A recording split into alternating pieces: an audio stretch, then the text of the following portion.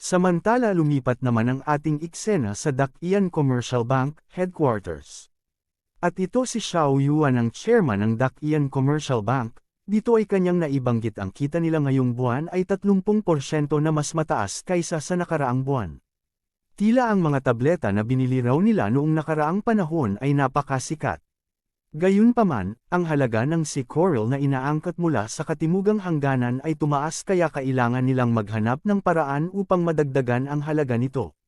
At ang si Coral daw na ito ay mabuti para sa pagpapalakas ng mga bato at pagpapasigla ng katawan, hindi raw siya naniniwalang hindi ito maibebenta sa mataas na presyo, kasabay din naman nito ay may bigla na lang siyang may naramdaman sa kanyang likuran. Nakita ni Xiao Yuan ang isang enerhiya na papalapit sa kanya na tila galing kay Lin Tian. Kaagad naman niyang itong nalaman gayong ito raw ang 1,000-mile message ng Majesty, kaya nasabi niya rin na buhay pa pala ang Majesty. Binabasa ni Xiao Yuan ang liham na ipinadala ni Lin Tian, gayong hiningi daw talaga sa kanya ng Majesty na maghanda ng materyales para sa pagtatayo ng kanyang pundasyon. Tila kahit na hindi siya patay, wala na ang kanyang cultivation. Kung hindi bakit siya mag-aabala na magsimulang mag-cultivate mula sa simula. Isinantibi ni Xiao Yuan ang nakasulat sa harap niya na nakangiti, Majesty, mayroon raw siyang top-quality foundation building material na gusto nito. Ngunit bakit niya naman daw ito ibibigay ng libre? Akala mo pa rin ba na ikaw pa rin ang walang awang empress na nagpapasindak sa lahat? Kinuha ni Xiao Yuan ang buto na kinakagat ng pusa at mukhang ito ata ang kanyang ipapadala, nalinti ka na. At kanyang sinabi isinasaalang-alang ang relasyon natin bilang hari at sakop bibigyan kita ng isang mahalagang pulang buto ng manok. Gamitin mo lang ito para itayo ang iyong pundasyon kasabay naman ito ang kanyang pagtawa. At sa kabilang banda sa Xiaoyaopik, at makikita ito ang ating bida na may dalang kahon dahil naabot na raw ng kanyang disciple ang ika-9 na antas ng Qi Refinement, siya, bilang kanyang master, ay dapat ihanda ang mga bagay para maitayo niya ang kanyang pundasyon. Ang mahalagang buto ng phoenix na ito ay naglalaman ng asensya at dugo ng tunay na phoenix. Ito ay pinakaangkop para gamitin ng kanyang disciple sa pagtatayo ng kanyang pundasyon. Sa pagkarating ng ating bida sa pintuan ay napahinto naman siya ng ilang sandali at napatanong sa kanyang sarili na kung hindi kaya nag-shower na naman kaya ang kanyang disciple hindi ba. Kaya kumatok muna siya nito bago pumasok at tinawag ang pansin ng kanyang disciple, na kung maaari ba siyang pumasok sa silid nito. Ngunit sa loob naman nito ay makikita itong si Lin Tian na ginagamot ang mga pasa sa kanyang puweten bunga ng paghagupit ng ating bida sa kanya. Kaya malumanay niya sinabihan ang kanyang master, huwag daw munang itong pumasok, at kung may sasabihin daw ang master ay mangyaring sabihin niya na lang ito. Kaya napahawak na lamang sa ulo ang ating bida gayong ang inaakala niyang na nag-shower na naman si Lin Tian, kaya buti na lang raw ay naitanong niya ito ng maaga. Sinabi na ng ating bida ang kanyang sadya gayong nakita lamang niya raw na naabot na nito ang ika-9 na antas ng Qi Refinement, kaya naghanda siya ng ilang foundation building material para dito, kaya iiwan niya na lang daw ito sa pintuan, tandaan mong kunin ito. At binitiwan na ito ni Yekong at gaya ng kanyang sinabi ay iniwan niya ito sa harapan ng pintuan ni Lin Tian, at sa isip ng ating bida dahil kapag nakita ng kanyang disciple ito na ang bagay na inihanda niya para sa kanyang foundation building ay ang buto ng phoenix, natatakot raw siya na siya ay lubos na maaantig na siya ay iiyak. Ngunit kahit na, ganon daw ay hindi niya kayang makita ang mga batang babae na umiiyak, kaya mas mabuti pang pumunta na lang muna siya upang mangisda. Habang mayroon ding isang ibon na makikita sa itaas nito. Pagkatapos naman rin umalis ng ating bida ay siya kaito lumapag sa bubong na may dala ring maliit na kahon sa kanyang bibig, at mukhang ito ata ang buto ng manok. At kasunod noon ay binitiwan niya ito na siya ka rin naman ang pagkahulog nito sa harapan ng pintuan ni Lin Tian. Kaagad naman binuksan ni Lin Tian ang pintuan na dahil sa nakakarinig siya nito ng ingay kaya nang makita niya ang 2 box ay napapatanong siya na kung bakit may 2 box dito. Napansin ni Lin Tian ang paglipad ng ibon palayo kaya nalaman niya kaagad ito na kung sino ang nagpadala sa box na isa. Lumabas na rin pala ang mga item para sa pagtatayo ng pundasyon na ipinadala ni Xiao Yuan. Tingnan ko nga kung ang item para sa pagtatayo ng pundasyon na ipinadala niya ay may pinakamataas na kalidad. Kinuha ni Lin Tian ang kahon na dala ng ibon. At binuksan ito, ngunit tila hindi ata ito nagustuhan niya. Ang mahalagang buto ng pulang ibon. Paano siya naglakas loob na gamitin ang bagay na ito upang linlangan ang emperor na ito? Ibininaling ni Lin Tian ang kanyang tingin sa isa pang kahon na dala ni Ye Kong. Teka, ang pulang buto ng ibon ay dapat ibinigay ni Master. Ang item para sa pagtatayo ng pundasyon na hiniling ko kay Xiao Yuan na ibigay sa akin ay maaaring nasa kahoy na kahon na ito, mukhang nagkapalit pa ata. Kinuha ni Lin Tian ang kahon at dahan-daang binuksan ito. Ngunit sa unting-unting pagbukas ay mas lalo pa nga itong lumiliwanag ang laman na nasa loob nito, kaya napapikit siya dahil sa di niya matingnan ng malapitan ito. Biglang ngumiti si Lin Tian, gayong tama daw ito sa hinihingi niya na top grade na item para sa pagtatayo ng pundasyon na gusto niya. Si Xiao Yuan ay napaka-atentibo rin, at hindi siya nagkamali sa kanya. Idinagdag niya, sa kakayahan ni Master, ang pagkuha ng mahalagang butong ito ng pulang ibon ay ang limitasyon. Pinahahalagahan niya raw ang kabaitan nito. Pagkatapos ay bumalik sa loob si Lin Tian, nadala ang buto, na para bang magsisimula na siyang cultivate ito. Gumawa ng mga hand seal si Lin Tian na nagdulot naman na ikinalutang ng buto sa harap niya, at sa pagkakataon daw na ito mayroon siyang pinakamahusay na mga item para sa pagtatayo ng pundasyon, makakagawa siya ng perpektong pundasyon, at sa paglipas ng panahon, hindi magiging problema na lampasan ang kanyang nakaraang buhay. Sa panahong iyon, hahawakan niya ang Xiaoyao Pick gamit ang kanyang kaliwang kamay at ang Xing Hesek gamit ang kanyang kanang kamay, at yuyuko si Master sa kanyang paanan. Pagkatapos ay ipinikit ni Lin Tian ang kanyang mga mata, kasunod noon ay sumabog ang enerhiya sa kanyang katawan, at hindi lang ito ang kanyang ginawa gayong pati ang kabundukan ng Xiaoyao Pick ay sinakop din ito. Pagkatapos ay naging isang imahe ito ng isang makapangyarihang phoenix na kayang panginigan kahit sinuman. At dahil sa tindi nito ay napansin ito ni Luo Yangtian, na ang Sectmaster ng Xiaoyao Pick. Hindi inaasahan, isang kakaibang fenomeno ng langit at lupa ang lumitaw sa kalangitan sa ibabaw ng Xiaoyao Pick. Maaari kayang isang henyo ang gumagawa ng isang pambihirang tagumpay sa Xiaoyao Pick. Bumaling si Luo Yangtian sa taong nasa likod niya habang nagsasalita ang Great Elder. Sectmaster, sa tingin mo ba ang pambihirang talentong iyon ay si Ye Kong? Sinagot nito ni Luo Yangtian ang Great Elder. Malalaman natin kung siya ito sa pamamagitan ng pagpunta sa Xiaoyao Pick. At dahil sa desperado nilang malaman ito na kung totoo nga ba ang sinabi ng Great Elder ay gaya ng sinabi ni Luo Yangtian ay pinuntahan nga nila ito. Ngunit napahinto naman ang mga ito kaya't napatanong ang Great Elder, sa Sectmaster kakaibang fenomeno na ito ng langit at lupa ay nasa itaas mismo ng pangunahing hall ng Xiaoyao Pick. Ito ay dapat na sanhi ng pagtatayo ng pundasyon ni Ye Kong. Walang duda tungkol dito. Ngumiti si Luo Yangtian habang pinapanood niya ang mga naglalaglagang balahibo. Hindi niya raw akalain na makakagawa ng malaki si Ye Kong, magiging masaya ang dating pinuno ng sekta sa langit, ngunit ang hindi nila alam ay hindi pala ito kay Ye Kong. At kung ang ating didalang ang pag-uusapan ay nabubuwisit naman ito sa mga nagkalaglagan na balahibo galing kay Lin Tian, kaya napatanong siya na kung bakit sumisigaw daw ang anino ng Phoenix. Gayong tinatakot daw nito ang lahat ng isda.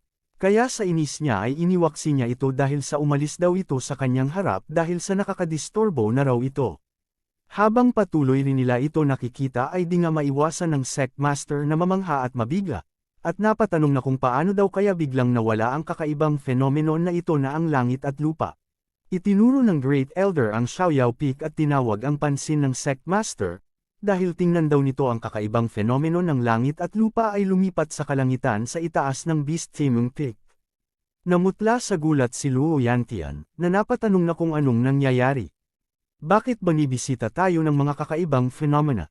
At gaya sa nakikita ng Great Elder ay pumapalapit nga talaga ito sa Beast Taming Peak ang Phoenix ni Lin Tian, kaya napataka ang mga disciples, "Hoy, tingnan niyo, ano iyan sa langit?" Ngunit hindi naman ito ikinabahala ng Master of Taming Peak na si Qin Wuyi nang makita niya rin ito, kaya sinabihan niya ang mga disciple huwag kayong magpanik, ito ay isang kakaibang phenomenon sa langit at lupa na sanhi ng pambihirang tagumpay ng isang henyo. Tiningnan ng isang disipulo ang kanyang kapwa-disipulo sa likuran niya. Si Senior Brother Qin Shou ay kasalukuyang nasa seclusion na sinusubukang maabot ang nascent soul stage. Ang walang kapantay na henyo na sinasabi ng Master ay dapat na si Senior Brother Qin Shou. Naibilang naman ang tingin ni Qin Wui nang dumating ang Sect Master at Great Elder. Kaagad itong hinarap ni Qin Wui ang Sect Master at ang Great Elder, at tinatanong niya na kung narito ba kayo para sa kakaibang phenomenon na ito. Sinagot naman siya ng Sect Master na tama daw ito, kaya tinanong niya rin itong pabalik si Qin Wui na kung mayroon bang sinuman mula sa iyong Beast Taming Peak na gumawa ng isang pambihirang tagumpay. Magalang naman na sumagot si Qin Wui. Dahil ngayon sa buong Beast Taming Peak, ang kanyang disciple lamang na si Qin Shou ang nasa seclusion na sinusubukang maabot ang Nascent Soul Stage. Sumabat naman dito ang Great Elder ayon pa sa kanya tila ang kakaibang phenomenon na ito sa langit at lupa ay dapat na sanhi ni Qin Shou at walang kinalaman kay Ye Kong. Tinugunan naman kaagad ito ni Qin Wui na sinabi sa Great Elder na mukhang nagbibiro daw ito. Si Ye Kong ay isa lamang Chi Refining Cultivator. Paano siya magkakaroon ng kakayahang magdulot ng gayong kakaibang phenomenon sa langit at lupa? Ayon rin sa Sect Master hindi alam ni Master Qin na ang kakaibang phenomenon na ito ay unang lumitaw sa Xiaoyao Peak. Ngunit ngayon tila ito ay isang detour lamang. Sinabi rin ng Sect Master ngayong natuklasan na raw nila ang sanhi ng mga kakaibang phenomena na ito sa langit at lupa, hindi na sila magtatagal dito. Sinabihan niya rin itong si Qin Wui na kapag lumabas si Qin Shou mula sa retreat, pumunta kaagad sa Xinghe Palace, gayong bibigyan niya ito ng gantimpala. Magalang na sumagot si Qin Wui. Nagpapasalamat raw siya sa Sect Master sa ngalan ng kanyang disipulo. Ngunit sa pag-alis ng Sect Master at Great Elder, ay naging seryoso nga ito, gayong nakikita raw ng mga ito ang potensyal ng kanyang disciple na maging emperor kaya daw gusto ng mga ito na lapitan siya at pagnakawan, kaya di raw siya papayag na magtagumpay ang mga ito. Nasabi rin niya na may malawak na plano. Hahayaan ko kayong umupo sa tronong ito sa loob ng ilang taon, at kapag ang kanyang disciple ay naging isang great emperor, doon magbabago ang Xinghe sect. Samantala, makikita ang maraming inihaw na isda, alam nyo naman na kung kanino ito nanggagaling hindi ba? At hindi ka nga nagkamali, tama kay Ye Kong nga ito. Masayang kumakain si Ye Kong ng inihaw na isda habang patuloy pa rin ang kanyang pangingisda nito. Gayong ang makapangisda daw at kumain ng skewer ng sabay ay ang pinakamagandang bagay sa buhay. Ibininaling ni Ye Kong ang kanyang tingin nang may tumawag mula sa likuran. Master, naitatag na ng iyong disciple ang kanyang pundasyon. Lumapit si Lin Tian sa kanya na tila ba na para bang nagmamayabang. Ngunit patuloy lang naman na kumakain si Ye Kong na parang wala lang ito sa kanya, kaya sinagot niya ito na nakikita niya raw. Hindi naman ito ang inaasahan ng sagot ni Lin Tian sa isip niya dahil paano daw ito magiging napakatahimik gayong naitayo niya na ang kanyang pundasyon. Kaya nasabi niya na lang hindi na siya nagtataka sa ating bida na kung bakit nasa Chi Refining pa rin ito. Tinanong ni Lin Tian ang ating bida master, ang iyong disciple ay nasa foundation building stage na ngayon, wala ka bang sasabihin? Habang sa kanyang isipan gayong masyadong raw tamad si master, kaya kailangan niya itong pasiglahin ng higit pa. Bahagyang tumingin si Ye Kong sa kanya habang patuloy na kumakain. Sige, kung gayon ay magsasabi pa siya ng ilang salita. Katatag lang ng iyong pundasyon, kailangan mong pagsamahin ang iyong estado at huwag maging mayabang, malayo ka pa sa hinaharap. Tumaas ang kilay ni Lin Tian, na nag-iisip. Master, hindi ka ba nahihiya kapag sinasabi mo ito? Naitayo ko na ang aking pundasyon. Nagko-cultivate ka pa rin sa Chi Refining.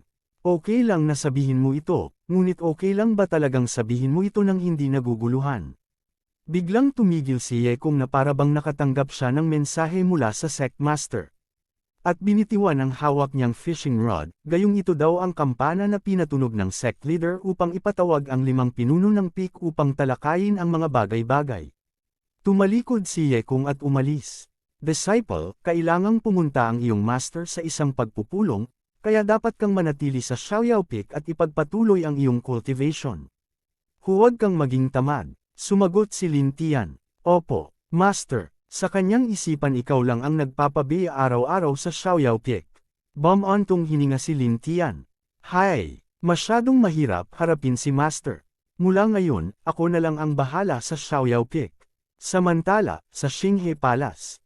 Nagtanong si Qin Wui sa Sect Master na kung bakit ipinatawag ang lahat ng pinuno ng peak dito, anong mahalagang bagay ito. Ayon naman sa Sect Master ipinatawag niya raw ang lahat dito sa oras na ito upang sabihin sa inyo ang 3 bagay, ngunit hindi pa dumarating ang master ng Xiaoyao Peak, kaya maghihintay pa tayo ng kaunti. Bumaling si Qin Hui kay Chen Xunyang, ang master ng Heavenly Sword Peak, gayong ano daw ang punto ng paghihintay sa isang Peak Master na naruroon lamang upang bumuo ng mga numero. Sa aking palagay, ang Xiaoyao Peak ay dapat italaga sa aking Beast Taming Peak upang makapag-cultivate ako ng mas maraming spiritual beast para sa sekta. Isang tao naman ang sumagot sa kanyang. Malaki ang gana ni Senior Brother Qin. Sobrang sabik siyang i-annex ang Xiaoyao Peak para palawakin ang kanyang kapangyarihan.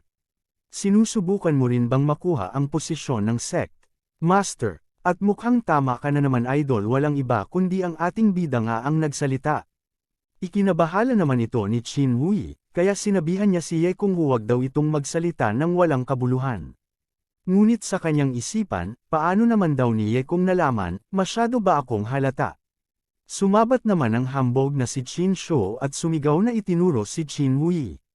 Uncle Ye Kung, ang master niya raw ay dumating lamang upang talakayin ang mga bagay dahil huli ka na, ngunit mali mo siyang inakusahan ng pagnanais na makisali sa posisyon ng sect leader. Kailangan mong magbigay ng paliwanag. Kalmadong sinulyapan sila ni Ye Kung ng bahagya. Okay, hanggat naglakas loob ang iyong master na tanggapin ang paghahanap ng kaluluwa at sabihin na wala siyang balak na maging sect leader, ibibigay niya raw ang Xiaoyao Peak sa Beast Taming Peak. Biglang naman nagulat at ikinatakot ito nila Qin Hui at Qin Shou. Dahil sa kanilang bangayan sa harap ng sect master ay nagalit na nga ito sa kanila dahil sa tumigil na daw ang mga ito. Ngayong dumating na ang 5 pinuno ng Peak, simulan na raw nila ang pagtalakay sa mga bagay-bagay. Kaya naman ay natigilan nga ang lahat sa boses ng sect master, at sa sinabi na iyon ng sect master ay magsasalita na sana si Qin Hui. Ngunit may bigla na lamang may naunang magsalita. Sandali lang raw, at ito nga ay si Chen na ang master ng Heavenly Sword Peak. Itinuro ni Chen si Qin Shou, ayon nga sa kanya bagamat si Ye Kung ay isa lamang chi refiner. Siya pa rin ang master ng Xiaoyao Peak, ngunit si Qin Shou ay miyembro lamang ng Beast Tamer Peak. Anong mga kwalipikasyon mayroon siya para lumahok sa pagpupulong na ito? Bahagya namang nenas rito si Ye Kung gayong ang Chen daw na ito ay nagsasalita lamang patungkol kay Qin Shou, ngunit bakit kailangan pa siya nitong isali? Talagang nakakainis siya tulad ng kanyang disciple na si Chen Changqing. Nagsalita ang sect master, at kanyang ipinaliwanag kay Master Chen na hiniling niya raw kay Master Qin Hui na dalhin si Qin Shou dito. Sa totoo lang, ito ang unang bagay na sasabihin niya sa kanila.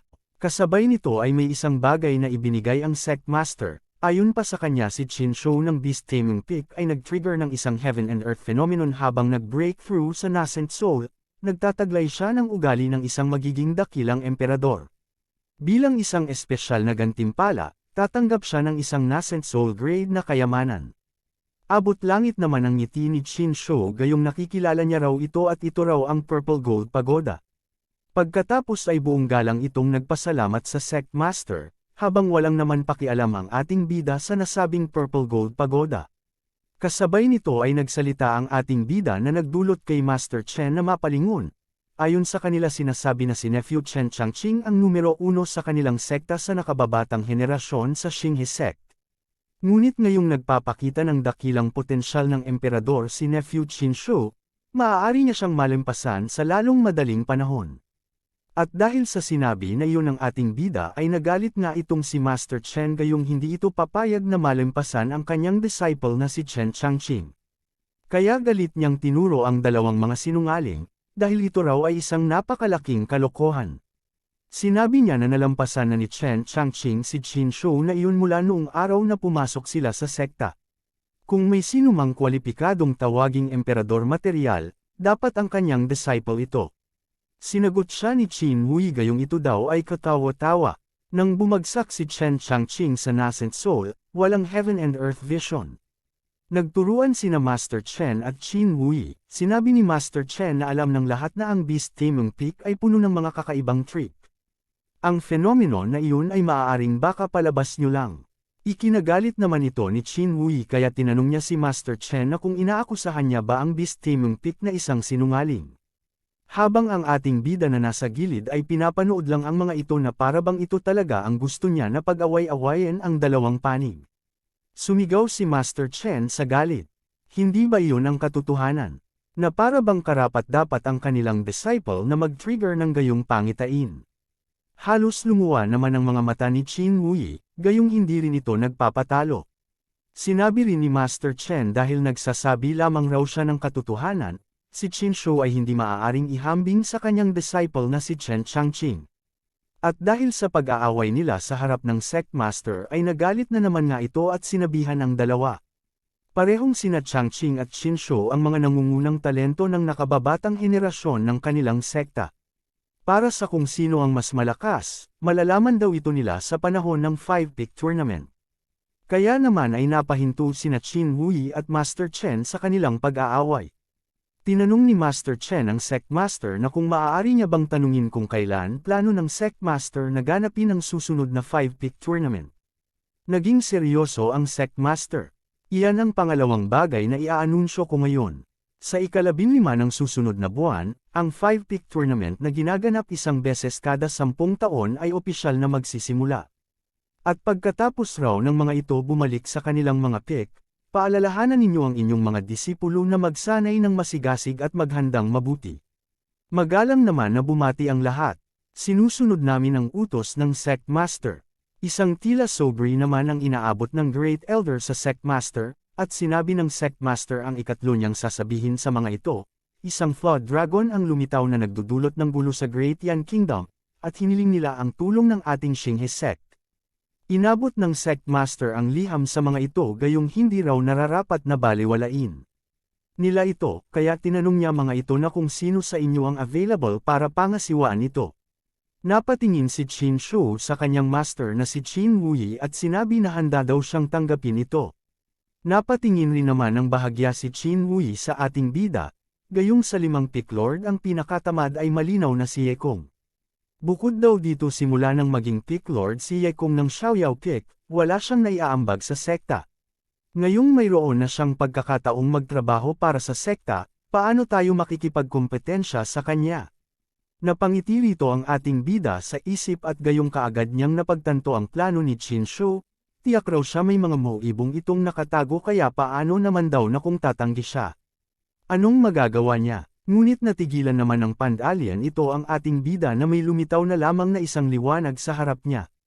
At ito ang kanyang system nag-trigger ito at ayon nga dito.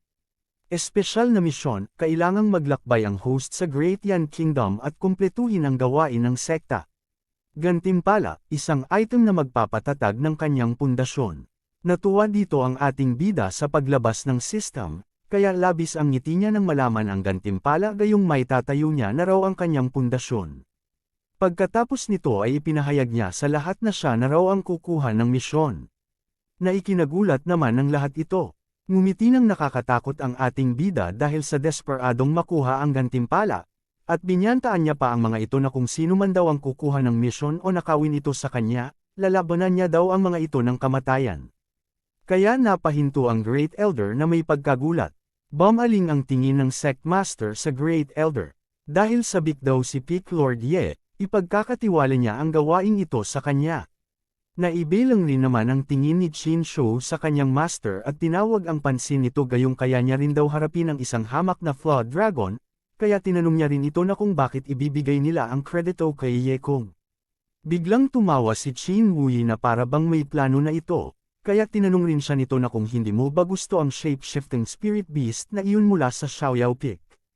Kung hindi siya aalis ng bundok, paano niya ito mahuhuli para sa iyo? Mukhang di pa ata nadala itong si Qin Shou sa pangbubugbog ni Xiao He gayong desperado parent ito na makuha ang alaga ng ating bida. Samantala, sa Hall of Sins, tila may hinahanap ata itong ang ating bida. Ikinagulat naman ito ni Lin Tian nang malaman niyang pupunta ang kanyang master sa Great Yan para alisin ang isang Flood Dragon. Kaya sinabihan niya ito na kung alam ba nito kung anong antas ang isang Flood Dragon.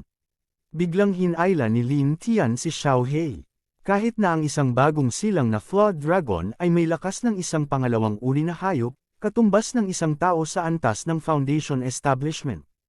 Idinagdag niya. At ang isang adult na Flood Dragon ay hindi bababa sa isang Demon King, parehong antas ni Xiao He. Tila wala namang pakialam ito ang ating bida sa pinagsasabi ni Lin Tian. At nakatuon lamang sa kung ano ang kanyang hinahanap, at di nagtagal ay nakita niya na ito. At ito nga ay isang kahoy na espada at tuwang-tuwa pa ito gayong ito daw ang kanyang pitchwood na espada, ang isa na ginawa niya ng may kamay noong nag-practice siya ng sword arts.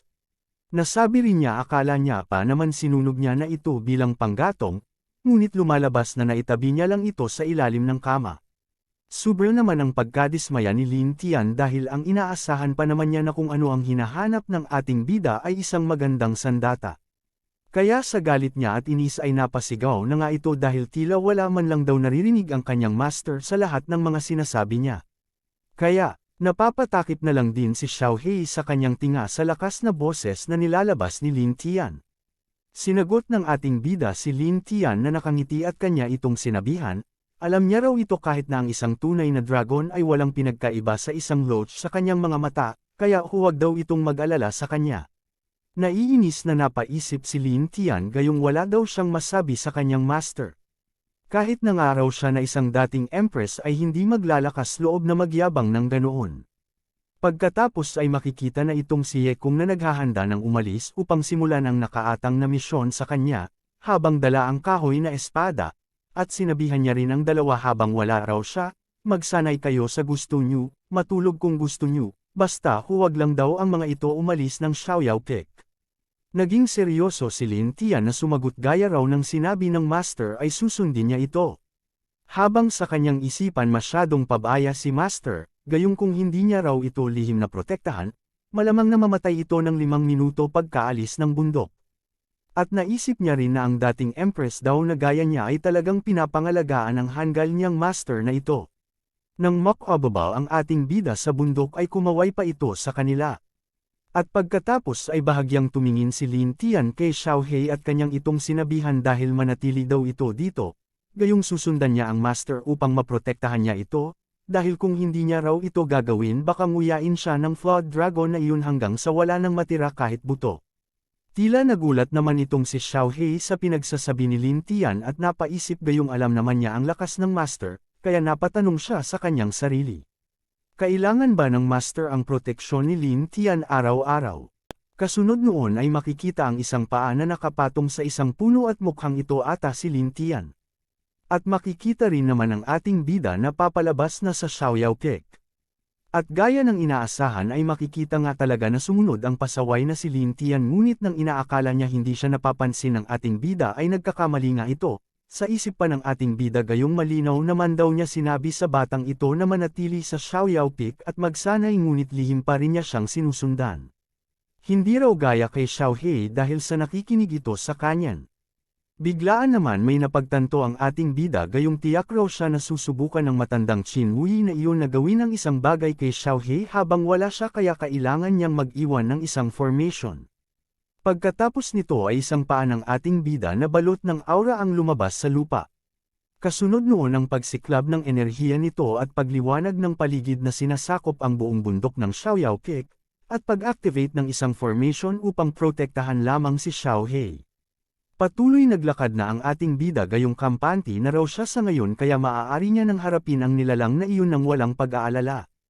Habang sa likod ng puno ay makikita itong si Lin Tian na nanginginig kaya't napatanong rin siya na kung ano ang biglaang pagyanig kanina.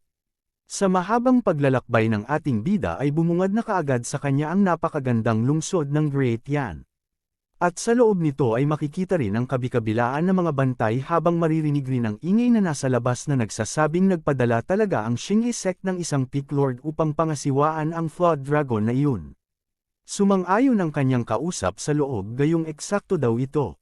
Ipinapakilala naman ang taong ito bilang sovereign ng Great Yan, pagkatapos ay napasigaw ito at kanyang naitanong sa kanyang kausap na kung ito ba ay isang lalaki o babae. Sinagot ito ng guard at kanyang sinabi ito raw ay isang lalaki at medyo bata pa. Biglaan naman natigilan ang kamahalan habang sa kanyang isip na iintindihan niya na ngayon. Isang Peak Lord ng Xinghe sect lalaki humigit kumulang 20. Dapat raw na si Chen Changqing yun ang acting Peak Lord ng Heavenly Sword Peak. Lintik na yan na pagkamalan pa ang ating bida na si Chen Changqing. Nagsalita ang isang Prime Minister at ayon daw sa kanya si Chen Changqing ay pinupuri bilang batang Diyos ng espada ang pinakamagaling na henyo ng sekta. At ito raw ang perpektong pagkakataon para sa ating imperyo na bumuo ng mas malapit na relasyon sa kanya. Tila nasiyahan naman ang kamahalan at itinuro ang Prime Minister gayong mahusay daw itong magsalita kaya't alam niya na raw ang dapat gawin. Kasunod noon ang sovereign ng Yan at ang kanyang mga opisyal ay naghihintay upang parangalan ang isang sugo. Dumating na si Ye Kung at iginagalang nga ito ng mga bantay habang pumapasok siya nito sa loob. Napatingin naman ng bahagya ito ang ating bida ng matalim sa kanyang harapan na tila sinusuri ang paligid. Pagkatapos ay lumapit siya sa kamahalan at tinatanong niya ito na kung ito ba raw ang pinuno ng Great Yan. At inutusan niya ito na magpadala na ng isang tao upang gabayan siya, gayong aalisin niya raw kaagad ang Flood Dragon na iyon. Napakindat naman ng bahagya ang kamahalan gayong masaya ito na inaakala niya ito si Chen Changqing kaya sinabihan niya ito nang huwag daw itong magmadali. Naglakbay ka ng mahaba upang tulungan kami hayaan mo akong magpakita ng magandang kalooban. Nasabi rin niya mas gusto niya raw ayusin muna ang isyu kaya bahagya naman itong ipinagtaka ng ating bida na kung ano nga ba ang ibig sabihin ng kamahalan.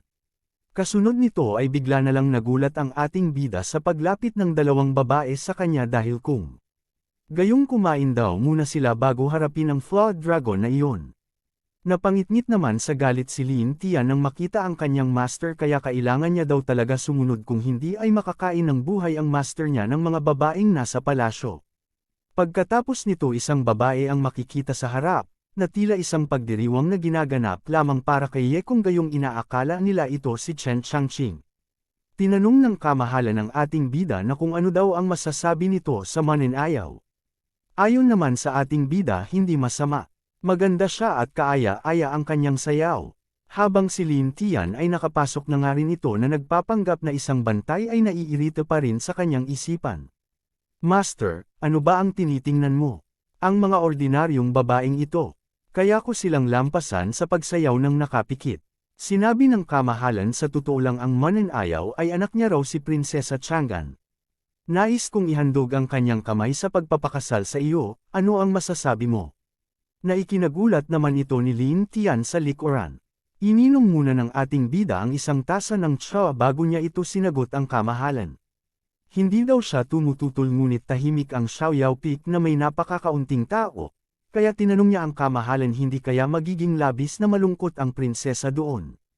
Sinagot rin kaagad ito ng kamahalan na kung nagbibiro ba daw ang ating bida. Alam ng lahat na ang Heavenly Sword Peak ang may pinakamaraming disipulo. Paano ito magiging kalat-kalat? Bahagya naman siyang sinagot ulit ng ating bida gayong Xiao Peak daw ang sinabi niya, hindi Heavenly Sword Peak. Napahinto naman ng pandalya ng kamahalan sa sinabi na iyon ng ating bida na tila prenoproseso niya ang mga salitang iyon. Kasunod noon ay napagtanto niya ang mga bagay-bagay nang malaman na hindi pala si Chen Changqing ang ating bida kaya halos mahulog ang kanyang panga sa pagkabigla. At napasigaw niyang nasabi ang Peak na may isang Chi Refining Peak Lord at wala kahit isang disipulo. Ngunit tinutulan naman ito ni Ye Kung gayong hindi daw iyon totoo. Tama daw ito siya nga ay nasa Chi Refining, ngunit kumuha siya ng isang disipulo at sa ngayon isa pa lang. Biglang umiyak ang anak ng kamahalan gayong tumatanggi daw siya na pakasalan ang ating bida. Alam ng lahat na mas mabuting maging isang hamak na tagasunod kaysa sumali sa Xiao Peak ama. Napahawak naman ng ulo ang kamahalan at kanyang sinabi sa ating bida, at dahilan niya pa nakainom raw siya ng masyadong marami, at ang sinabi daw niya nakasalan kanina ay kalimutan na, huwag na lang raw ito seryosohin ng ating bida. At dahil sa pagbabago ng tingin nila sa ating bida ay papibiro na lang din niya sinabi na kung ito ay lasing na pananalita, kung gayon natural na hindi ito bibilangan. Gayunpaman, nakakain na raw siya at nabusog. Pakisuyo na magpadala ng isang tao upang akayin ako ngayon. Kaagad naman ito sinagot ng kamahalan na aayusin niya daw ito kaagad. Pagkatapos ay galit na sinabi ng kamahalan habang nakaharap siya nito sa Prime Minister gayong samahan daw niya ang ating bida. Kaya nanginginig naman na sinagot ito ng Prime Minister masusunod kaagad.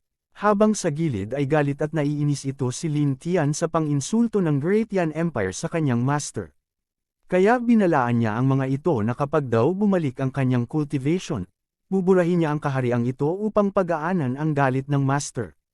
Noong sinaunang panahon, ang mundo ay puno ng espiritual na enerhiya, at hindi mabilang na makapangyarihang primordial beast ang ipinanganak. Kaya nilang basagin ang mga bundok, baliktarin ang mga dagat, at magdulot ng kaguluhan sa langit at lupa.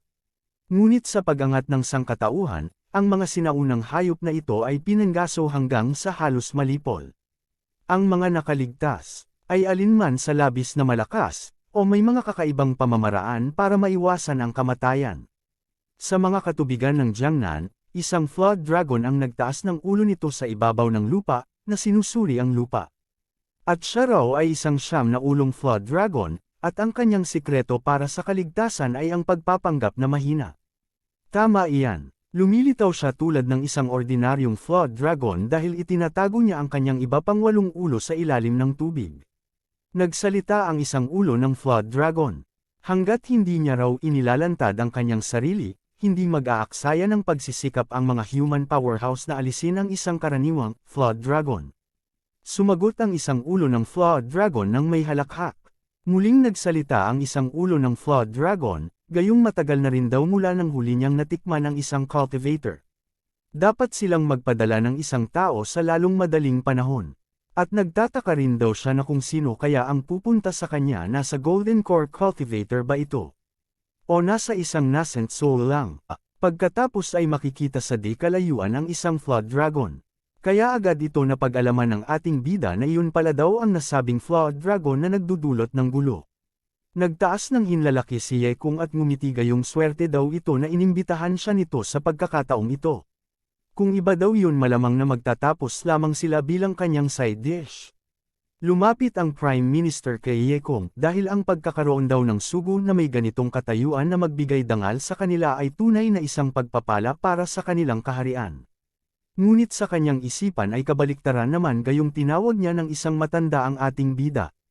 Isang walang silbing pig lord na hindi man lang raw marunong lumipad ng maayos at kinaladkad pa daw siya nito upang umupo sa isang karwahe kasama niya. Pagkatapos nito ay sinabihan siya ng ating bida na ipaghanda daw siya nito ng isang bangka, at pupuntahan niya na ang flood dragon na mahilig magtago ng ulo at magpakita ng buntot. Itinuro naman kaagad ng Prime Minister ang bangka sa ibaba gayong handa na raw ang bangka, ngunit tinanong rin ng Prime Minister ang ating bida na kung sigurado ba ito na kaya nitong patayin ang masamang dragon na iyon gamit lamang ang isang kahoy na espada. Mukhang nainsulto naman ang ating bida sa sinabi ng Prime Minister kaya upang malaman ay unti-unti niya itong binunot sa harap ng Prime Minister, kaya tinanong niya ito na kung may problema ba ito sa kanyang espada. Kaya naman ay halos manginig naman sa takot ang katawan ng Prime Minister at dahilan pa niya hindi raw iyon ang kanyang punto, ngunit ang mga kaliskis ng flood dragon ay hindi kapani-paniwalang matibay, hindi tinatablan ng mga talam at sibat. Kaya tinanong niya ang ating bida bakit hindi na lang daw gumamit ito ng tunay na espada. Pagmamayabang naman ng ating bida habang nakaharap ito na kung saan naruroon ang flood dragon sa kapangyarihan raw ng kanyang mga diskarte sa espada. Ang paggamit ng espada na ito ay nagpapahintulot pa rin sa kanya na kontrolin ang saklaw ng kanyang mga pag-atake, gayong kung lumipat raw siya sa isang tunay na espada, iyon ay magiging isang sakuna. Tinatanong naman ng Prime Minister na kung ano naman daw iyon na uri ng sakuna. Napangiti ang ating bida na bumaling sa Prime Minister, pagmamayabang niya pa uli ang buong kahabaan ng tubig na ito ay malamang na mahahati sa kanya, at kung mangyari yun kayo lang din ang mag-aalala tungkol sa kung paano haharapin ang mga baha. Narinig naman ito ni Lin Tian ang pagmamayabang ng ating bida sa isip niya okay lang raw ito sa kanyang magyabang, at nagyayabang pa talaga ito ng ganoon sa harap ng mga tagalabas. Ngunit gayon pa man daw madalas na mayroong ilang kakaiba at bihirang mga artifact si Master. Maaaring talagang mayroon siyang kumpiyansa na kaya niyang harapin ang flood dragon na ito. Kaya panuurin niya raw muna kung hindi kaya ni Master, hindi pa huli para sa kanya na gumawa ng isang hakbang. Naging alerto naman kaagad ang flood dragon nang may naramdaman ito sa paligid niya. Matapos nito ay tumingin ito sa papalapit na ating bida na di man lang daw kayang lumipad sabi ng Prime Minister kaya isang bangka ang gamit nito na papalapit sa flood dragon, natuwa naman ang isang ito gayong tulad raw ng inaasahan, kumagit ang isang cultivator. Tingnan niya nga kung ang isang ito ay Golden Core Stage o Nascent Soul Stage. Ayon pa sa kanya ang mga cultivator ng iba't ibang realm ay naglalabas ng espiritual na chi ng iba't ibang kulay. Kung mas malalim ang kulay, mas mataas ang cultivation nito. Ang chi sa paligid ni Yekung ay ang kulay abong puti na natatangi sa mga chi refining cultivator. Kaya kaagad na pag-alaman ng Flood Dragon habang tinitingnan niya ang ating bida gayong nasa chi refining stage lamang daw ito. Sa paglapit naman ng ating bida sa Flood Dragon ay kaagad siya nitong nagpapakilala na siya raw si Yekung ang master ng Xiaoyaopik ng Xinghe sect, at narito daw siya ayon sa kahilingan ng Great Yan Kingdom upang lipulin niya ito. Kung mayroon kang anumang huling salita, sabihin mo na ngayon. Hindi naman ito nagustuhan ng Flood Dragon kaya naman ay nagpakawala ito ng isang malakas na sigaw sa harap ng ating bida, at pagkatapos ay sinabihan siya nito na bobo ka ba. Ang isang hamak na chi refining brat ay naglakas loob na hamunin siya nito. At tinatanong niya rin ang ating bida na kung alam ba daw nito na kung sino siya.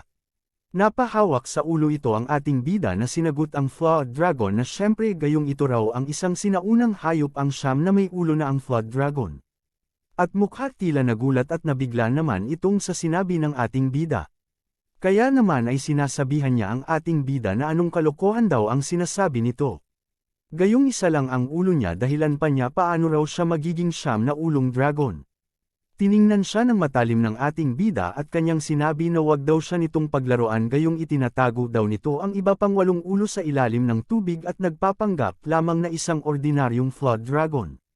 Dugtong pa niya sigurado daw siyang ilang mga cultivator na ang nalinlang nito.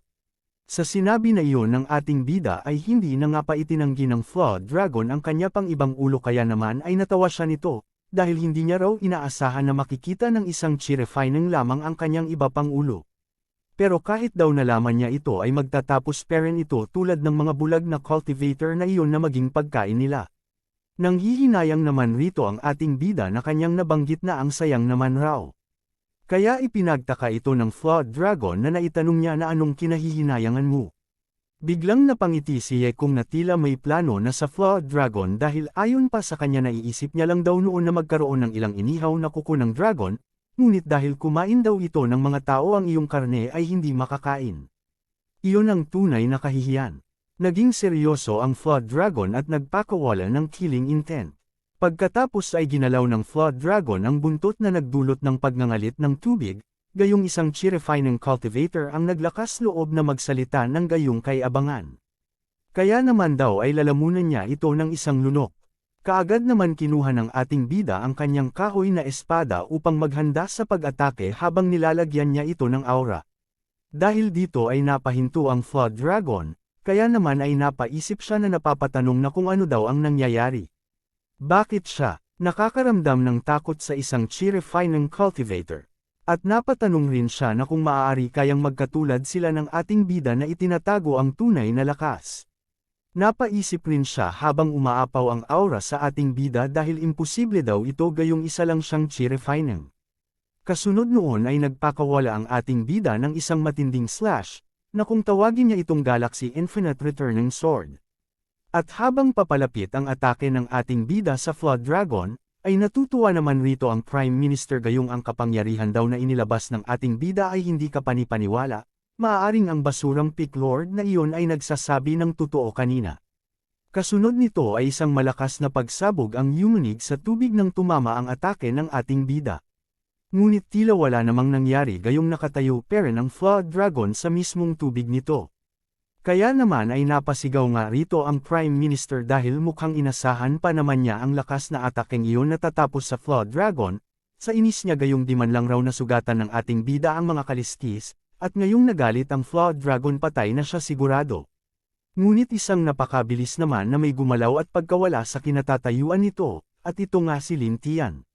Lumapit nang nagmamadali itong si Lin Tian habang nasabi niya huwag daw ng mga ito hawakan kahit hibla ng buhok ang kanyang master. Biglang naman ikinagulat ng Prime Minister at ang kanyang mga tauhan sa paggalaw ni Lin Tian. Pagkatapos ay nagpakawala si Lin Tian ng mga slash na tumama naman sa katawan ng Flood Dragon. Ngunit gaya sa nauna ay hindi gaano man lang naapektuhan ang Flood Dragon ng mga pag-atake ni Lin Tian sa katawan nito. Kaya naiinis na napaisip si Lin Tian gayong aminado daw siya na napakataas ng depensa ng Flood Dragon na ito, hindi daw ito kayang patayin ng normal na sword shi, mukhang kailangan niyang gamitin ang galaw na iyon. Tinaas ni Lin Tian ang kanyang espada pagkatapos ay sumambulat ang aura nito sa paligid habang nagtitipon ito sa kanyang hawak na espada. Sa sandaling din na ito ay nang matapos na maipon ni Lin Tian ang kanyang buong lakas, ay pinakawalan niya na ito habang sinasabi niyang mamatay na raw itong Flood Dragon. At ang atake niyang ang ginamit ay ang Emperor Shadow Thousand Illusion Slash. At nang tumama ang atake sa Flood Dragon ay napasigaw nga ito sa lakas ng kanyang natanggap gayong hindi ito kinaya ng kanyang mga kaliskis na maarang ang Emperor Thousand Illusion Shadow Slash ni Lin Tian. Kasunod noon ay bumagsak ang napakalaking katawan ng Flood Dragon sa tubig na mismong kanyang pinagtataguan. Subalit sa sandaling ito na makikita si Lin Tian na unting-unting bumabagsak pababa gayong naubos ang kanyang lakas sa atakeng iyon, ngunit masaya pere naman siya nito dahil ligtas na raw ang kanyang master. Bumagsak si Lin Tian na kung saan naman ang ating bida, ngunit sa sandaling din na ito ay nasalo naman siya rito ng ating bida, kaya nang magkatitigan sila ay parang nang huminto ang mundo nila. Nagsalita ang ating bida at kanyang sinabi kay Lin Tian na tingnan mo ang sarili mo, isang pag-atake lang ng espada at naubos ka agad ang buong lakas mo, kaya kailangan mo talagang palakasin ang iyong cultivation.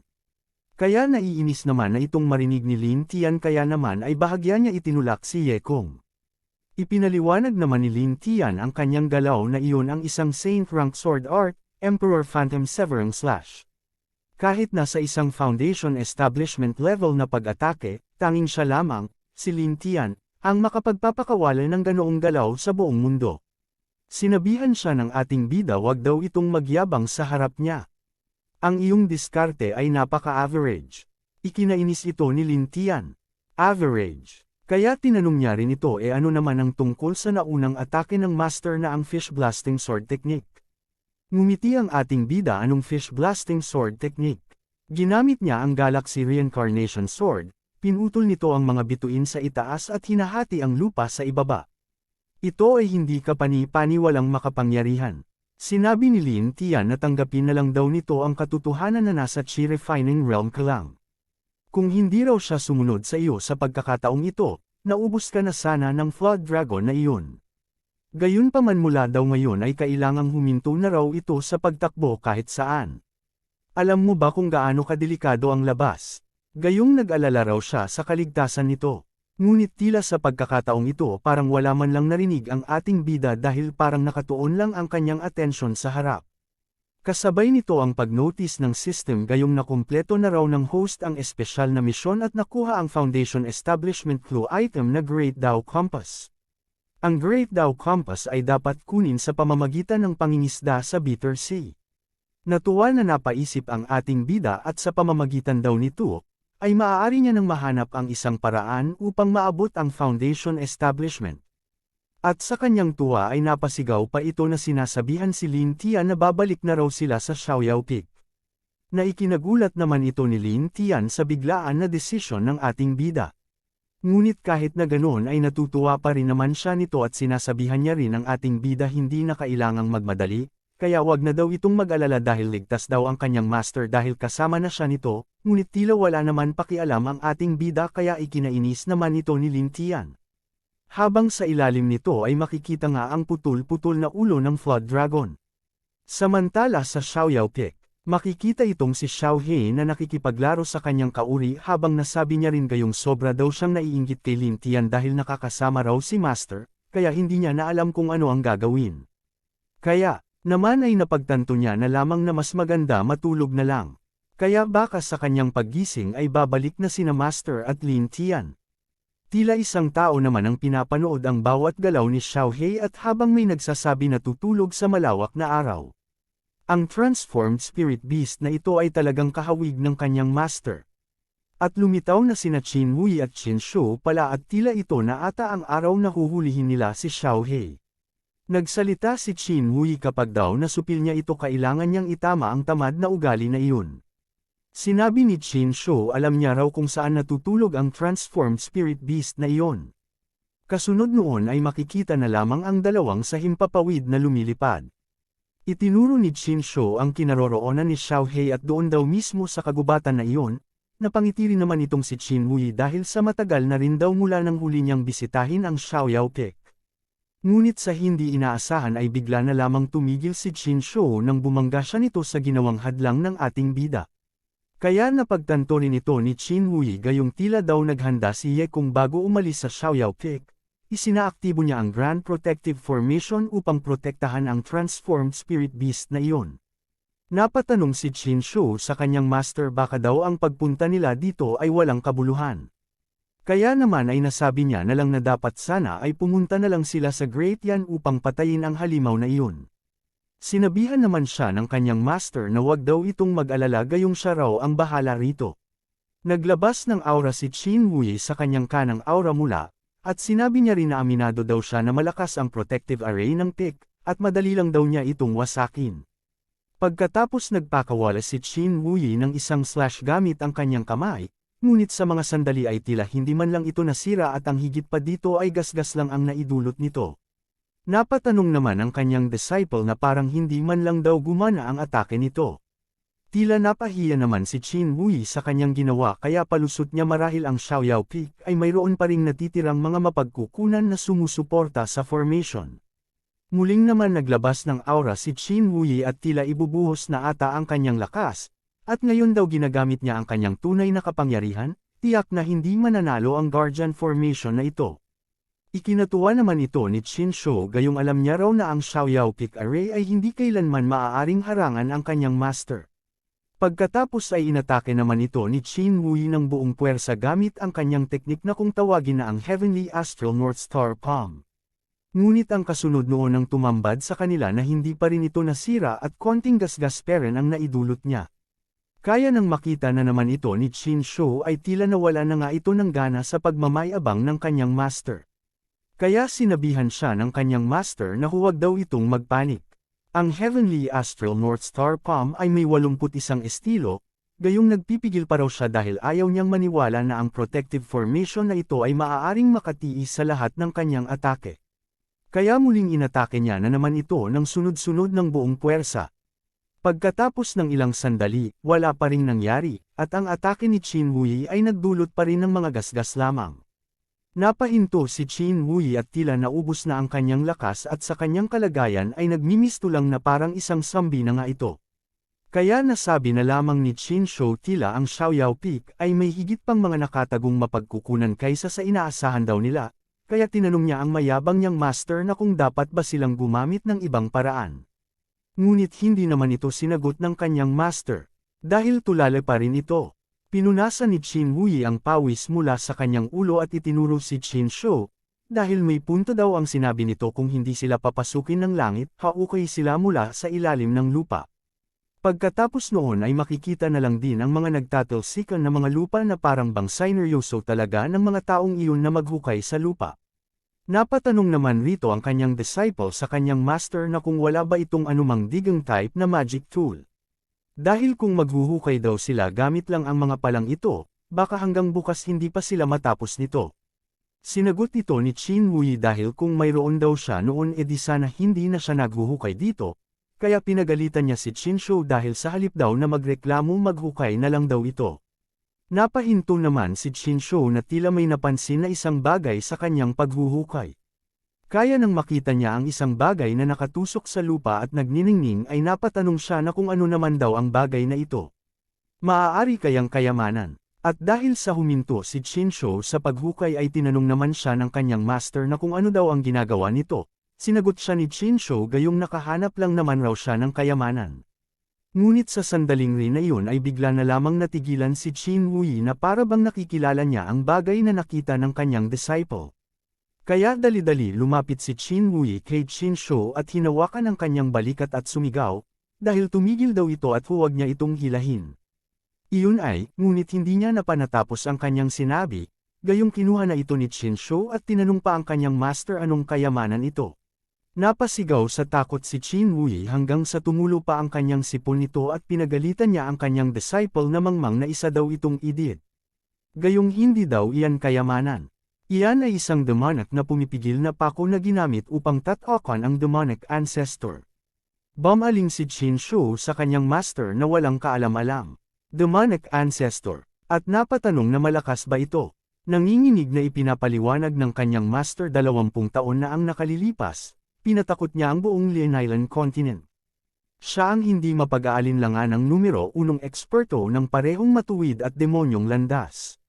Ang nakaraang sect master ng Xinghe sect ay kinailangang tipunin ang lahat ng matuwid na paksayon upang talunin siya. Ngunit kahit na noon, hindi nila siya mapatay.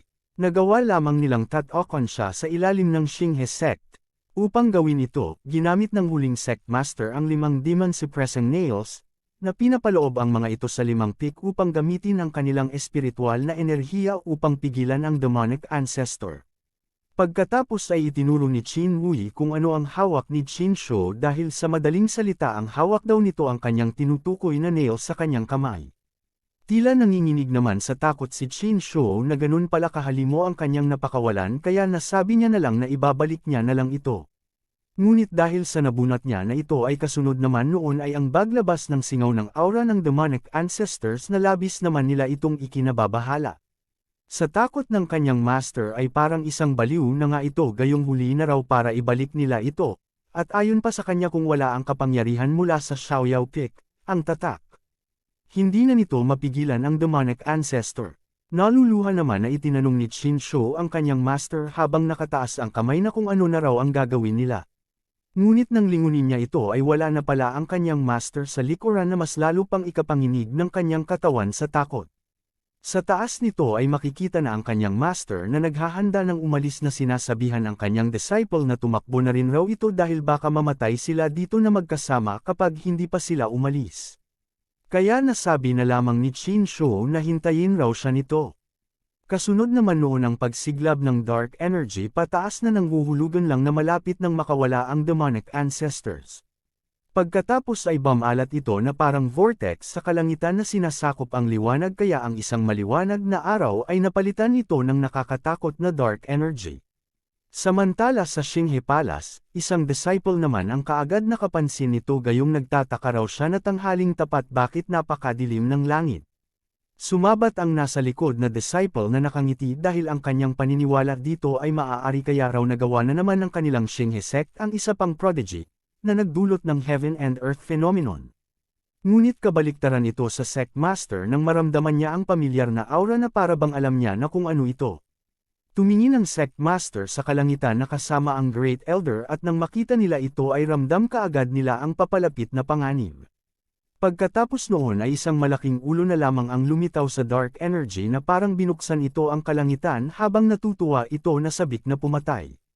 Pinagpawisan naman at nabahala pa mas lalo ang sect master gayong nakalaya na ang demonic ancestor, at nagtataka rin ang sect master na kung bakit ito nakalaya dahil sa tinatakan ito magpakailanman sa ilalim ng Xinghe sect ng huling sect master na may 5 soul suppressing nails.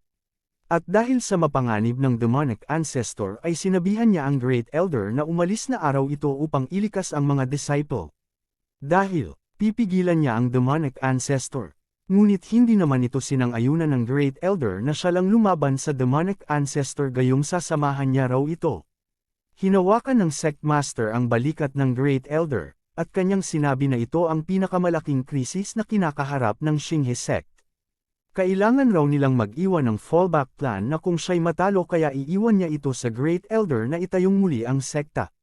Dahil sa utos mismo na ito ng sect master ay buong galang na lamang ito tinanggap ng Great Elder na way magtagumpay daw ito.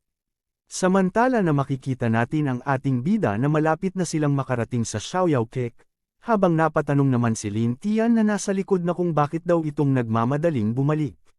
Sa tingin niya raw ang dahilan kung bakit ang iyong cultivation ay natigil sa chi refining stage, ay dahil hindi mo pa napapanday ang iyong sarili sa mundo ng mga mortal. Nasabi niya rin gayong kung magtatagal pa raw sila dito baka maaabot na nito ang foundation establishment. Ngunit bigla naman nagsitigilan ang dalawa dahil sa pamilyar na aura ang kanilang naramdaman kaya nasabi ng ating bida na tila raw may mali.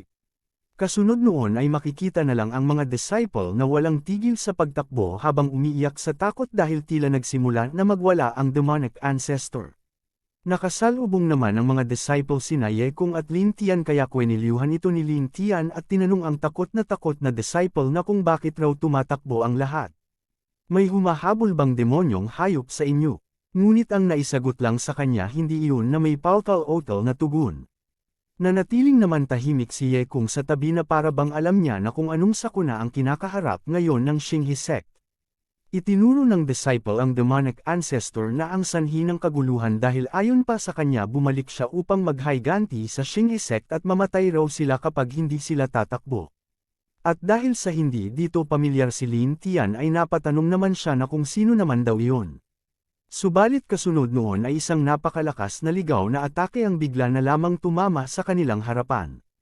Kaya naman nang mawala ang mga usok ay nabutas nga dito ang kalupaan, sa hindi inasahan na ataking iyon habang gulat na gulat si Lin Tian sa lakas na iyon, habang ang ating bida ay wala pa rin itong imik. Tiningnan ito ni Lin Tian ang itaas na kung saan may dalawang naglalaban gayong ramdam niya raw ang napakainit na demonic energy.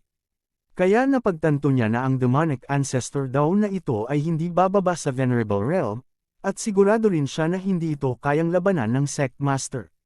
Habang sa itaas nito ay gaya ng inaasahan sa sinabi ni Lin Tian ay nahihirapan talagang makipagsabayan ang Sect Master sa demonic ancestor. At makikita rin naman na tila naghahanda na ang ating bida na gumalaw, at ayon pa sa kanya ang mga antas raw ng cultivation sa mundo ng mga mortal ay nahahati sa Chi Refining, Foundation Establishment, Golden Core, Spirit Transformation, Venerable, Sovereign, at Emperor. 7 realm sa kabuuan. Naibilang naman ni Lin Tian ang kanyang sarili sa likuran na tinatanong ang kanyang master na mukhang tapos na raw ang Xinghe sect, kaya kailangan na raw nilang umalis dito at paprotektahan niya ito. Ngunit nagulantang na lamang siya na walang tugon at ang malala pa wala na ang ating bida sa kinatatayuan nito. Kaya naman ay sigaw ng sigaw nga itong si Lin Tian na tinatawag ang kanyang master dahil saan na raw ito pumunta. Ngunit sa kabilang banda ay makikita na ito ang ating bida na sa itaas habang pinagmamasdan ang dalawang nasa baba na naglalaban. At napangiti niyang nasabi sa kanyang sarili na walang dapat raw makakita sa kanya dito. Naglabas ang demonic ancestor ng nakakatakot na aura mula sa kanyang kamay habang tumatawa, gayong ang mga sect master raw ng Xinghe sect ay nagiging mas mahina pa. Dahil noong araw na naglaban sila ni Ye Wuji ay nakipagpalitan ito ng ilang mga atake sa kanya. Dagdag pa niya na pang-iinsulto sa sect master dahil hindi man lang daw ito nakapatama sa kanya, kaya sinabihan niya ito na kung alam ba ng sect master kung paano gawin ang anumang bagay maliban sa pagtakbo. Kasabay nito ang napakalakas na pagbulusok ng atake ng demonic ancestors at buti na lang rin ay naiwasan ito ng sect master. Bumaba sa lupa ang sect master at gayon din naman ang demonic ancestor. Nakangiti na nagsalita ang demonic ancestor na kung tapos na ba raw ito sa kanyang pagtakbo. Mukhang nagpasyaka na ito ay isang magandang lugar upang mamatay. Tinanong naman siya ng sect master na kung alam ba raw nito na kung bakit ang kanilang Xinghe sect ay pinangalan ng Star River. Sinabi ng sect master na ito daw ang kanilang founding ancestor ay tumitig sa mabituing kalangitan mula mismo sa lugar na ito, nakamit ang kaliwanagan, at napagkadalubhasaan ang kapangyarihan ng Star River at iyon ang dahilan kung bakit nakuha ng Xinghe sect ang pangalan nito. Ngumiti ang demonic ancestor gayong wala raw siyang pakialam sa kasaysayan ng mga pinagsasabi nito ngunit pagkatapos ng araw na ito ang Xinghe sect ay mawawala. Itinaas ng sect master ang isa niyang kamay sa langit habang ang mga bituin sa kalangitan nito ay nagniningning na para bang may bababa na isang kapangyarihan. Pagkatapos ay iginalaw ng sect master ang kanyang kamay. Dinala kita rito dahil ito ang isang lugar kung saan maaaring hiramin ng bawat sect master ng Xinghe sect ang kapangyarihan ng Star River. Kaya ng inaasahan ay isang liwanag na lamang ang biglaan na tumama sa dibdib ng demonic ancestor na nanggagaling sa itaas nito. At dahil sa hindi rin inasahan na atakeng iyon ay nakaramdam nga ng pagkabahala ang demonic ancestor nang mabutas nito ang kanyang dibdib at napapatanong paano daw siya matatalo gayong imposible daw ito. Napangiti naman ang sect master sa sandaling nakita niya ang kalagayan ng demonic ancestor at masaya niyang nabanggit na nanalo raw siya. Ngunit nang inaakala ng sect master na iyon na ang katapusan ay bigla naman napangiti ang demonic ancestor gayong paano naman siya matatalo ng isang piraso ng basura tulad ng sect master. Tumawa ng tumawa ang demonic ancestor na parang baliw habang gumagaling ang sugat nito sa kanyang dibdib. Nabahala naman ng labis ang sect master dahil sa ang kapangyarihan raw ng Star River ay hindi man lang daw gumana sa kanya, kaya paano raw ito nangyari.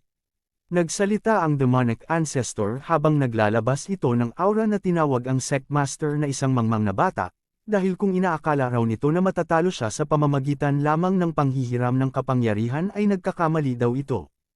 Ipinaalam rin ng demonic ancestor ang katotohanan sa Sectmaster gayong ang nakatayo raw sa harap niya ay hindi ang tunay niyang katawan, kundi isang clone lamang. Kaya mas lalo pa rito ikinagulat ng Sectmaster nang marinig niya ang katotohanan na iyon at bulalas niya ano. Isa lamang clone. Ipinaalam rin ng demonic ancestor ang tunay niyang katawan dahil sa ngayon raw ay nakakulong pa rin ito sa selyo, ngunit ang selyong iyon ay unting-unti nang masisira kaya hindi na rin magtatagal makakalaya na ang tunay niyang katawan. Tumawa ng tumawa ang demonic ancestor dahil kapag nangyari raw iyon hindi lamang ang Xinghe sect ang wawasakin niya. Napakuyom ng kamao ang Sectmaster gayong kung magkatotoo man daw ang sinabi ng demonic ancestor at makatakas ito, ay nababahala raw siya na magiging isang sakuna ito para sa lahat ng matuwid na sekta sa Lianian Continent. Kaya kailangan niya raw talaga itong pigilan, kahit na maging kapalit nito ang buhay niya. Sumigaw ng napakalakas ang Sectmaster na taas ang parehong dalawang kamay at sinigaw ang mga ninuno ng Xinghe sect, na mangyaring bigyan raw siya ng mga ito ng higit na kapangyarihan ng Star River upang wasakin ang kontrabida na ito.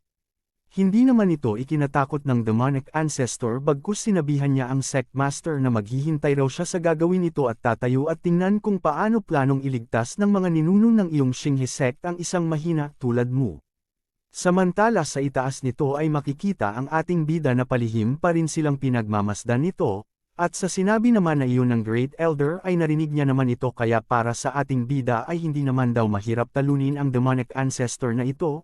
Ngunit nababahala rin siya na kung gagawin niya ito sa harap ng Sectmaster, hindi na siya magkakaroon ng kapayapaan, kaya gagamitin niya na lang daw ang Sectmaster bilang isang proxy. Pagkatapos nito ibinaba ng ating bida ang kanyang kamay na balot ng aura na kung saan naman ang Sectmaster na nanghingi ng karagdagan na kapangyarihan.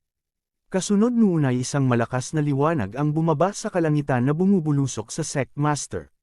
Ikinagulat naman ito ng Sectmaster na hindi makapaniwala na kung nagpapakita ba raw talaga ang kanilang ancestor upang ilipat ang kanilang kapangyarihan sa kanya. Ngunit ang inaakala niyang normal lang ito na kapangyarihan ay mas lalo pa nga itong tumindi na halos lamubo na nito ang kanyang tiyan, kaya naman ay ikinabahala ito ng Sectmaster dahil sa mukhang hindi na ito kinakaya ang pumapasok na kapangyarihan sa kanyang katawan. Kaya naman napasigaw na siya nito sa itaas na tinatawag ang ancestor na itigil niya na raw ito dahil parang sisubog na raw ang kanyang katawan. Dahil sa hindi na ito kinakaya ng Sectmaster ay inilabas niya na ito ang napakalawak na kapangyarihan patungo sa demonic ancestor. At ang dating kalmado na demonic ancestor ay bigla na lang nga ito nagulat at nabahala nang makita niya ang rumaragasan na napakalakas na kapangyarihan na papunta sa kanya. Ngunit kahit na ganon ay buong puwersa niya pa rin ito hinarang ang ngunit sa tindin at lakas nito ay naitutulak naman siya kaya napapatanong na lamang siya sa kanyang sarili dahil imposible daw ito. At hindi rin nagtagal ay nabura ang kanyang katawan nang kainin ito ng liwanag. Bahagyang naman nakahinga ang Sectmaster nang makita niyang tuluyan na talaga nawala ang katawan ng demonic ancestor. Pagkatapos ay tumulo ang pawis mula sa kanyang noo sa pagkagulat na hindi makapaniwala na napatanong na talaga ba raw siya ang pumatay sa clone ng demonic ancestor ng isang tira lang. Samantala sa loob ng tunay na katawan ng demonic ancestor habang makikita rin ang unti-unting pagkabitak-bitik ng selyo. Napangitngit sa galit ang demonic ancestor at sinisi niya ang kanyang sarili gayong nawasak daw ang kanyang clone dahil sa pangmamaliit niya sa Xinghe sect. Ngunit kaagad naman itong napalitan ng isang masayang ngiti nang makita niya na malapit ng mawasak ang selyo, at kapag daw nakalabas siya papatayin niya raw ang bawat lalaki at aso sa Xinghe sect. Lintik na yan pati aso sinama ng patayin. Dahil sa kanyang kagustuhan na makalabas sa selyo ay inatake niya na nga ito upang tuluyan ng masira. Napapasigaw naman rito ang ating bida at nagalit gayong sino ba raw ang siraulong na hamukay ng higanteng hukay na ito sa kanyang Xiaoyao Pick. Pinulot ito ng ating bida ang nails na napapatanong na talaga tinanggal pa raw ng mga iyon ang demon suppressing nail.